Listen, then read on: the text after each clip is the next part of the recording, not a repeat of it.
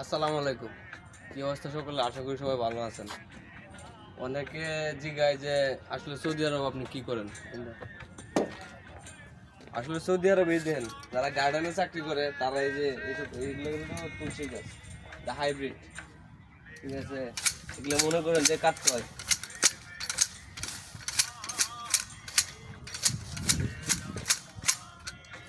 তো কাজ মোটামুটি ভালোই আছে, সমস্যা নয়।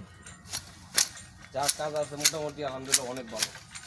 যারা গার্ডেন বিষয়ে তারা জানে। আর আসলে সব গার্ডেন সব জায়গায় সমান না। আমরা যেটা আছি এটা হলো আরামপুর সাইড, তো তাই একটু মোটামুটি ভালো, তো চাপ নাই। মোটামুটি 8 ঘন্টা ডিউটি করা লাগে।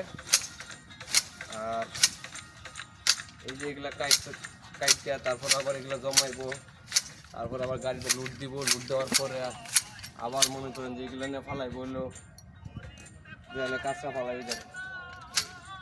তো কামে তো ঢুকি, মোটামুটি কাম ভালোই আছে, সমস্যা নাই। এই গাছের ডাল ডুল যা দেখতেছেন যদি বাইরে চলে যায় তাহলে কাইটটা ফালাই দেওয়া লাগবে। তো সবার উদ্দেশ্যে একটা কথাই, যারা প্রবাসে আসবেন বা সৌদি আরব আসবেন, দেখে শুনে ভালো ভিসা থাকলে আসবেন। আর গার্ডেনের ভিসা আসলে একটু বুঝে শুনে আসবেন।